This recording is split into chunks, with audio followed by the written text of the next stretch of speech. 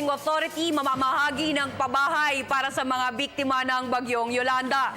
Si Joyce Salamati ng ating tagapagbalita.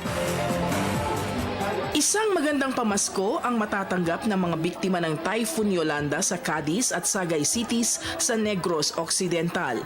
Sila ang mga recipients ng mahigit sa 650 typhoon resilient houses na nagkakahalaga ng mahigit sa 188.5 milyon na proyekto ng National Housing Authority sa Barangay Luna, Cadiz City at sa boundary ng barangays Old Sagay at Tabaw sa Sagay City.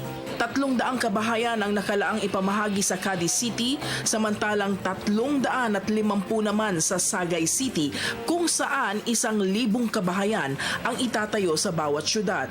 Ayon kay Manuel Aurelio Jr. na siyang namumuno sa NHA Yolanda Permanent Housing Program, mahigit sa 27 pamilya mula sa Negros Occidental na nakatira sa mga baybaying dagat, tabing ilog at mga bahaing lugar ang mabibiyayaan ng nasabing proyekto.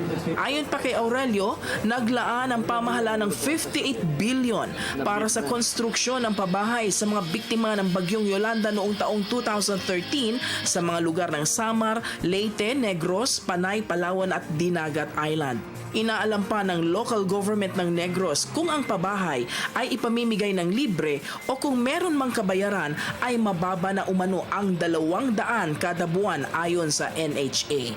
Ang proyektong ito ay may titulo ng lupa at bahay at isa-isang ipapangalan sa mga tatanggap. Ang pabahay ay may halagang 290,000 bawat isa at may sukat na 40 square meters, samantala 28.6 square meters naman ang kabuuang sukat ng bahay ayon kay NHA Project Manager sa Negros na si Alejandro Ong Suco. Sa ngalan ni Joel De Vera ng PTV Bacolod, Joyce Salamati, Telebisyon ng Bayan.